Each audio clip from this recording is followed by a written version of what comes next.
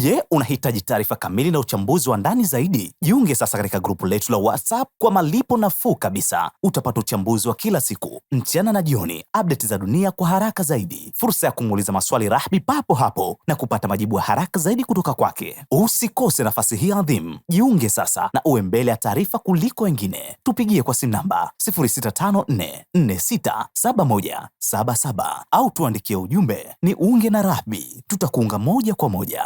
Ya Marekani, Irani na washirika wengine na yale yanayojiri kupitia mtandao wa X. Waziri wa mambo ya nje wa Irani Abbas Araghchi aliandika kuwa kwa nia ya dhati kabisa wa Irani wanajitolea kwa moyo wote kwa ajili ya mazungumzo ambayo anasema Araghchi, mazungumzo ambayo yataleta heshima yenye kuaminiana na kuheshimiana. Anazungumza kile ambacho wamekuwa na mashaka nacho. Je, heshima inaweza ikapatikana kwenye haya mazungumzo au tunaweza tukaishia wakati gani? Araghchi aliwasili Muscat alfajiri katika kile ambacho kinafahamika kuwa anakwenda kwa kazi maalum. Na nimeulizwa hili swali mara kadhaa. Kwa nini Oman? Kwa nini Muscat? Kwa nini Irani wana imani na Omani kuliko hata majirani wengine? Kwa sababu mazungumzo yametoka Uturuki, yamepelekwa wapi? Oman, kwa ombi la Iran. Iran ametaka mazungumzo yafanyike Oman na si Uturuki. Hawa wote ni majirani zake. Tena Uturuki amepakana nayo kabisa kwenye mpaka wa ardhini. Uturuki amepakana na Irani mpaka wa ardhini. Oman anapakana na Irani mpaka wa baharini. Ndipo wanapopakana. Unajua, nilizungumza juzi kuhusu nchi zimevyokuwa zikijaribu kujiweka kwenye nafasi ya majukwaa makubwa, zionekane kuwa zinafanya suluhu za nchi fulani au kusimamia migogoro fulani. Kuna nchi zilikuwa na hadhi hiyo toka zamani. Kiasili ukisema hizo nchi utasema kama Switzerland. Uswizi imekuwa ni nchi ambayo ikijulikana zaidi kuwa nchi isiyofungamana na upande wowote, na migogoro mingi duniani utaona kuwa ilisuluhishwa. Uswizi yani ni nchi ambayo ilikuwa iko kwenye hiyo nafasi. Ukirudi hapa Mashariki ya Kati utaona kuwa migogoro mingi ya miaka mingi, hata tuseme mgogoro mkongwe kabisa ambao una miaka zaidi ya 70 kati ya Israeli na Waarabu hapo Mashariki ya Kati, mgogoro wake hasa na ulimwengu wa magharibi ulikuwa una connect waya kutokea Misri. Misri kama wenyewe wanavyopenda kufahamika kama Ummul Arab, mama wa Waarabu, ndio walikuwa suluhu ya matatizo mengi ya Mashariki ya Kati. Kwa hiyo migogoro mingi ilikuwa ikitokea hapa inahusu Syria. Unajua migogoro ya asili hapa ni ile ya Syria, Lebanoni, Misri. Iraki imekuja tu hivyo baadaye baada ya vurugu zilizotokea. Yani hiyo migogoro imekuwepo, lakini Palestina, manake zile harakati za Wapalestina toka ile miaka ya 40s zimekuwa zikizunguka kati ya Lebanoni, Syria, Jordan. Misri toka 79 imekuwa iko pembeni kabisa na hii migogoro, si sana wala haijihusishi. Sasa Misri ndio alikuwa akifahamika kama nchi msuluhishaji wa Waarabu. Baada ya kile kilitokea mwaka 79, mgogoro wa ule mkataba wa kwanza wa Misri na Israeli ulisababisha hasira kwa Waarabu. Hata Waarabu wakaondoa makao makuu ya Arab League, kuyatoa Misri akapelekwa Tunis. Misri akaanza kupoteza uwezo wake huo. Kabla ya kurudi Hosni Mubarak ile miaka ya 80, na alivyorudi alianza kurejesha kwa nguvu ile heshima, na hata alifanikiwa kurejesha makao makuu yakarudi Cairo ya Arab League. Kwa hiyo Misri kuanzia wakati huo kidogo alianza kutoka kwenye mstari, lakini Misri alibaki kuwa ni mshirika wa magharibi mwenye kuaminika. Kabla ya hizi nchi kama 3 kuchipukia hapa Mashariki ya Kati na kuwa na nguvu kubwa zaidi, UAE, Qatar, Saudi Arabia ilikuwepo, lakini ilikuwa si katika yani si, unajua nchi kama Qatar na UAE zimekuja kupanda hadhi kubwa sana katika mambo mbalimbali ya dunia, kwa sababu vijinchi yenyewe ukichukua ni vijinchi vidogo vidogo. Sasa nilizungumza juzi kuwa kashfa iliyoisukuma Qatar kwenye kesi ya Israeli ya kuinyanyua ili iwe msuluhishi, hiyo skendo pia ina akisi upande wa UAE kwa kutoa pesa, rushwa, pesa kwa ajili ya kusikilizwa kwenye majukwaa, yani kuwa sisi sasa. Kwa hiyo UAE na Qatar ndio walipora hadhi ya Misri. UAE na Qatar walipora ile hadhi ya Misri ya kuonekana kuwa pale ulimwengu wa magharibi unapotaka kufanya mambo au unapotaka kutatua matatizo ya Mashariki ya Kati unakimbilia moja kwa moja kwa Misri. Sasa wakashifti, wakawa wanaenda Qatar au wanaenda UAE. UAE ndio atawatafuta wengine. Kwa hiyo Misri kama akadrop, na vile baada ya uchumi wao kutokufanya vizuri, Misri kapoteza vitu vingi, kwa ile hadhi ya Misri iliondoka kwa kiwango kikubwa. Sasa kwa nini Oman? Ukirudi nyuma, kumekuwa na migogoro mingi ya Mashariki ya Kati. Hata hapa eneo la Gulf, ile Gulf states. Unaposema GCC countries, inakuwa GCC ni Gulf states. Zinakuwa ni Oman, UAE, Qatar, Bahrain, Saudi Arabia na Kuwait. Hawa ndio original GCC. Ndio unaweza ukawaona katika muundo wao wa GCC, lakini wanapokuja mfano wanacheza michezo ile ya Khalij, wanasema Khalij Cup, ile Gulf Cup, lile kombe la Gulf, utaona na Iraki anaingia tu kwa sababu ni mwaliko. Pia Iraki anapakana na Kuwait, unajua yupo karibu kwa ajili ya kuchangamsha, lakini Iraki si GCC. Hawa GCC ni hizo nchi basi ambapo raia kutoka katika hizi nchi anaweza kucross border kwa vyovyote, na anaweza kaishi kwenye nchi yoyote kwa kipindi chochote anachotaka, anaweza kufanya kazi kokote anakotaka, na anaruhusiwa baadhi ya vitu vingi, na hadhi fulani anakuwa nayo katika hizi nchi za GCC. Inakuwa hivyo. Sasa rudi kwenye mgogoro wa 2015 Yemen, mgogoro ambayo ulimhusu moja kwa moja mwanachama wa GCC Saudia, akamuad Kuwait, UAE, Qatar, wote waliingia kwenye mgogoro. Wakakusanya nguvu ya nchi nyingi za Kisuni. Unaweza kusema Omani kwa sababu si nchi ya Kisuni. Omani ni nchi ya Ibadhi, lakini Omani si tu hilo wanaweza kulitazama. Wako mbali zaidi. Nitazungumza kuwa zile nchi zote ziliingia kwa usaidizi wa Saudi Arabia dhidi ya Wahuthi wa Yemen kasoro Omani. Licha kuwa Omani ana mpaka na Yemen, Omani hawakushiriki kwenye huo mgogoro, hawakushiriki. Sera ya Omani, sera yao ni kuwa sisi hatufungamani na siasa ya upande wowote.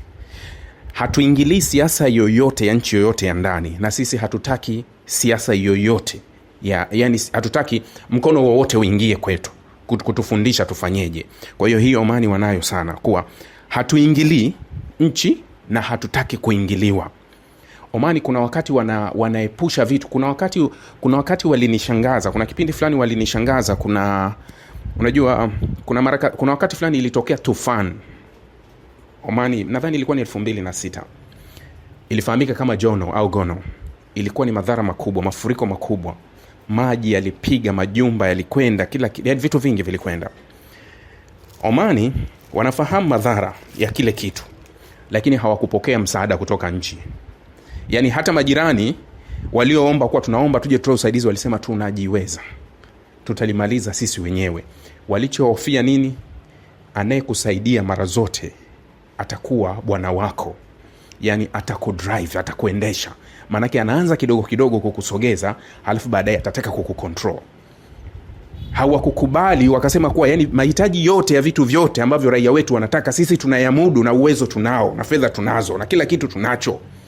Ndio maana ukirudi kwenye video hizo za ile vurugu ya ile hiyo iliyotokea Gono, hata ukiingia kwenye YouTube ukipekua ukiangalia, utaona kuwa kulikuwa kuna makundi ya Waomani ambao walitoka wakaanza kusaidia wenyewe kusafisha mitaro, kuokoa watu, kufanya nini. Ni kazi ambayo waliifanya wao wenyewe. Kwa hiyo hii ni nadharia yao yatoka mbali, toka zamani wamekuwa na hiyo nadharia. Lakini rudi kwenye mgogoro wa mwaka 2017 kati ya washirika hawa, na nimeutaja juzi kwenye kitu cha Epson kilipoanzia.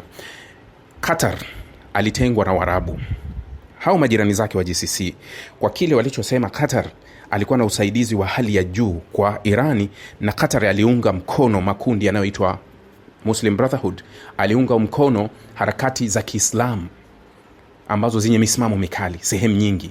Qatar hakuwa anaukosoa utawala uliokuwa pale Misri wa Mohamed Morsi ulivyoingia Qatar. Kwa hiyo Qatar waliingia Warabu. Saudia ambaye ndio naweza kusema alikuwa akihudumia Qatar kwa zaidi ya 60% kwa mahitaji, kwa sababu kimpaka Saudi Arabia anashare mpaka mkubwa na Qatar. Kwa hiyo mahitaji mengi ya Qatar, ile eneo ni jangwa, kwa hiyo mahitaji mengi ya Qatar yalikuwa yakitoka Saudia, vyakula, mboga, nini, vitu vingi vinatoka Saudia. Saudia alikata, hakutaka tena. Sasa washirika kama Bahrain nani waliingia wote kwenye mgogoro. Kuwait nani, Omani hakushiriki kwenye mgogoro wa Qatar tena, hakushiriki, na yeye ndio akaja kuwa msuluhishi tena, kama alivyofanya kuwa kwenye alivyokuwa msuluhishi kwenye mgogoro wa Yemen. Omani hakuingia kwenye huu mgogoro. Sasa kwa nini Irani wanaona Oman ni sehemu salama? Nadhani katika sehemu ambayo mipaka iliyo salama, licha wana mpaka wa baharini kwa Irani, ni mpaka wa Oman. Na ndio maana Irani, ndio maana nchi zingine za Kiarabu pale zinapoambiwa kuwa utawala wa Irani ni hatari kwa mustakbali wa ili eneo la mashariki ya kati, hasa eneo hili la Gulfu, kuwa wale mashia wanawaza kupindua hizi tawala za kifalme. Inawezekana vichwa vya Omani vinagonga vingine, vinafikiria vingine tofauti na hao wengine, kwa sababu unapotazama mfereji mfano wa Hormuz na patrol kubwa inayofanywa na vikosi vya IRGC ambavyo Ulaya wamevilebo kama vikundi vya kigaidi, haujawahi kusikia crash ya aina yoyote na vikosi vya Omani.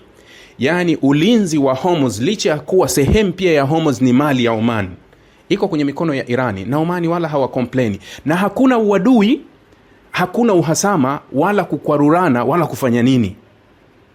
Kuna wakati Irani wanakwenda kuchukua meli zile za smuggling hadi kwenye pwani ya Omani. Mwaka jana walifanya hivyo. Wala husikio, si kwamba Omani hawawezi kureact, lakini Omani wanafahamu, kwa sababu zile taarifa tunapeana. Yani uhusiano kati ya Omani na Irani ni bora sana kuliko Uturuki. Ndio maana Irani wanaona kabisa kuwa sehemu pekee ya usalama kwetu sisi kuzungumza bila shinikizo, na ambapo tutajihisi tuko nyumbani kama tunazungumzia tuko Teherani, ni Muscat, sio Ankara. Ankara tutakutana na maafisa wengi wa magharibi wanaokuja, ambao watakuja kuvuruga haya mazungumzo. Lakini tukiwa Omani tutakuwa sehemu safe zaidi kuliko sehemu yoyote. Lakini Omani, ulimwengu wa pili wa magharibi, pia ina uhusiano na Marekani, ina uhusiano na Uingereza, na imeshikilia utulivu wa kikanda kwa muda mrefu sana. Omani imesimamia migogoro mbalimbali, kwa sababu hata haya mazungumzo ya Irani yalishaanzia Omani, yalitoka mara moja tu yakaenda Italia, lakini yakarudi Omani. Kwa hiyo kwa mtu anayeuliza kwa nini yamepelekwa Omani, kwa sababu ya historia ya Omani. Historia ya Omani inasoma hivyo kuwa ni nchi isiyofungamana na siasa ya dunia yoyote, na ni nchi ambayo haitaki siasa yake ifungamanishwe na yoyote, au haipendi kufuatiliwa siasa zake za ndani. Ndio maana nadra sana kusikia wa Omani wamepaza sauti kwa nchi yoyote. Tazama migogoro yote inayotokea pale Mashariki ya Kati, tazama migogoro yote inayotokea kwingine kule, husikii tamko linatoka Omani linawafundisha watu wengine kuwa mtakiwi kuwa na nchi ya namna hiyo, kiongozi fulani hafai. Lakini unaweza ukayasikia kupitia nchi zingine za kikanda. Hayo yanazungumzwa, kutaka kubadili utawala, kutaka kufanya. Fikiria kitu kimoja, Wahuthi au wale wapiganaji ambao wako kusini. Unajua Omani inapakana ile eneo la Al-Mahra na na maeneo mengine, ina mpaka mkubwa sana na Yemen. Mpaka mkubwa sana na Yemen. Yemen inaogelea kwenye mgogoro. Yemen inaogelea kwenye mgogoro wa miaka, vita za wao kwa wao, nini na nini. Yani ukienda lile eneo, tofauti na uporaji, labda ule uporaji wa kawaida wa magari. Yani unajua kuna watu wanaweza wezi wa magari, wameiba huko wanakimbia huko na nini. Yani ule wizi wa kawaida wa watu, lakini hakuna conflict kati ya serikali ya Omani na hata tawala zote zilizopo. Licha ya kuwa vikundi vingine huko vinatajwa vikundi vya kigaidi, vikundi vingine vya Yemen, hakuna machafuko baina yao na hakuna threat yoyote. Yani hakuna tishio lolote linalotoka Yemen kuelekea Omani. Ni kwa sababu gani? Marehemu bibi yangu Mwenyezi Mungu amrehemu. Amefariki juzi tu hapa miaka 3-4 iliyopita. Alikuwa na kitu kimoja. Kuna kipindi nilikuwa nikiishi kule, nilikuwa nikifanya kazi Dubai. Sasa nikirejea Muscat na kuja tunazungumza. Lakini ilikuwa kila nikimuaga nataka kuondoka, namwambia mimi narudi kazini. Basi kama tumekaa na watu atanishika mkono twende huku, ananipeleka yani sehemu tukazungumze. Lakini akiwa peke yake atanikalisha. Ataniambia kaa hapa. Sasa kabla hajanikalisha mimi najua anazungumza nini. Kwa hiyo mimi namuwahi, namwambia ulimi. Kwa sababu ndio neno ataloniambia katika kitu kinachoishi hai kwenye akili yangu na maisha yangu, ni sauti yake na maneno yake, hasa neno alilokuwa akipenda kuniambia, mwanangu ulimi. Ulimi. Kwa sababu alikuwa akiniambia hivyo, kwa sababu mimi nilikuwa naishi na watu baki na kufanya kazi, ni mbali, sina hata ndugu, ni mimi tu, kwa miaka mingi nimekaa. Lakini alichokuwa akinikusudia kuniambia kuwa unapoishi kule, chunga ulimi wako kwa watu. Ananiambia ulimi wako utakuletea marafiki na ulimi wako utakuzalishia maadui. Kwa hiyo mara zote alikuwa akinichukua tu kutaka kuniambia, manake hata nije wiki mara ngapi nikitaka kumuaga lazima anikumbushe hilo neno kuwa mwanangu ulimi, ulimi. Kwa hiyo akinivuta tu namwambia ulimi, ulimi. Umejua. Ndiyo nataka nikuambie kuwa chunga ulimi wako unapokuwa. Lakini nilielewa kwa nini ananiambia vile. Kwa sababu niliishi na watu vizuri mpaka naondoka, watu wale ambao hawakuwahi kuwa ndugu zangu, labda tunaweza tukawa tunashare udugu wa imani, lakini sio udugu wa damu. Lakini hata wakati naondoka wao hawakupenda kabisa mimi kuondoka, na still wengine mpaka leo tunawasiliana. Yaani tulishakuwa kama familia, tunazungumza vizuri. Lakini nini nilichofunzwa? Ulimi. Kwa hiyo Omani wanajua kuishi na majirani zao, na ndio maana wanaishi na nchi zenye migogoro ambazo wengine wanaaminishwa kuwa Irani itakushambulia wakati wowote, lakini ukiwaambia Omani wanakuambia achana na kitu hicho, huo ni uzushi, wala haupo. Na Irani haonyeshi threat yoyote kwa Omani, hana tishio lolote, na wenyewe wanajihisi kama wako salama. Hivyo kwa Yemen ambao tunajua kabisa wana migogoro ya hali ya juu, wao wenyewe wanaona aibu kuigusa Omani au kuishambulia Omani, kwa sababu Omani haifanyi hivyo kwao. Unapozungumza kuhusu kwa nini mazungumzo yametoka Uturuki kwenda Omani, unaakisi vitu vingi. Kwa nini imekuwa Omani? Imekuwa Omani kwa sababu ni nchi iliyojijenga kwenye nguzo yake halisi. Unajua, unapojenga taifa feki, utaishi kwa uongo mkubwa.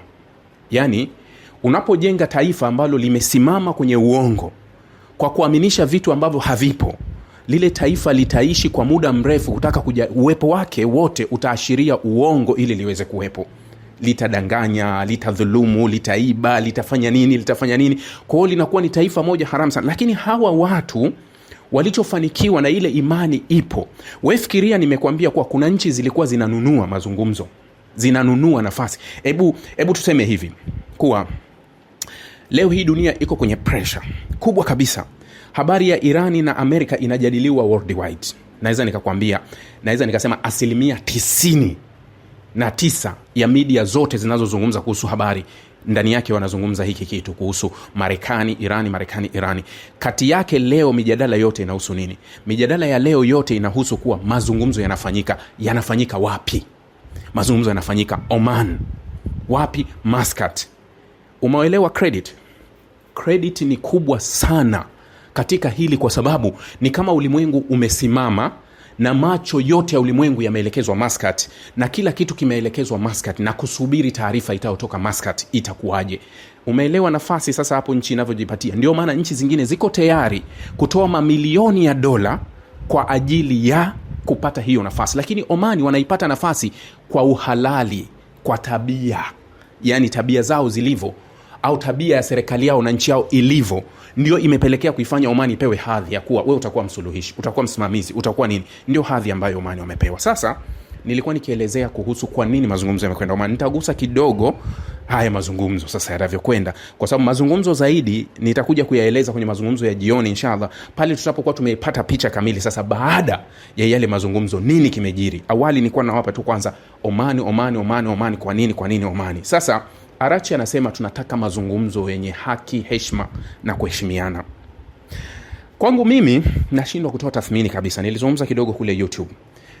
Kwa kweli bado niko kwenye bracket na nashindwa kupigia mstari sehemu yoyote ambayo naamini kuwa hili linaweza likatimia kwa sababu ya kusudio.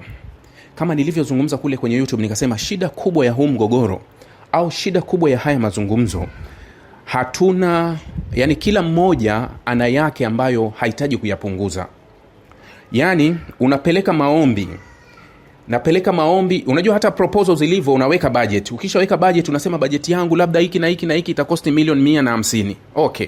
Lakini wanaopitia budget tutaangalia watangaza kwa hali iliyopo hivi sasa, tunaweza kukupatia budget yako itakuwa ni milioni 100. Kwa hiyo tutakata 50. Kwa hiyo wewe ni mwenye proposal utaanza kuclear baadhi ya vitu kuwa hiki sio necessary, hiki sio muhimu, hiki sio nini, unakipunguza ili uweze kutimiza kiwango chako kile katika budget ambayo inakuwa imepatikana. Ndio inavyokuwa. Sasa Irani sitaki kujadili nuclear. Sitaki kujadili makombora, sitaki kujadili proxy, na tujadili nuclear. Marekani na Israeli tujadili nuclear, tujadili makombora, tujadili proxy. Ni lazima upunguze matarajio.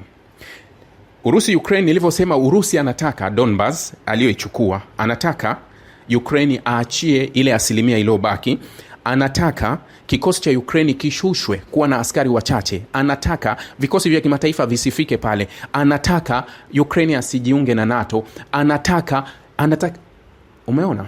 Yani unataka na kutaka na kutaka. Sasa unapopeleka mezani haya yote, alafu unataka yote yatimie, hauwezi kufika kwenye mwafaka. Hauwezi. Ni lazima upunguze matarajio. Sasa wakati Marekani na Trump wanasema kuwa ikiwa mazungumzo yatafeli, sisi tutafanya shambulizi la haraka. Nimeona taarifa iliyoandikwa na Mehr News kule Irani imefungua usiku wa jana makombora ya Khorramshahr 4.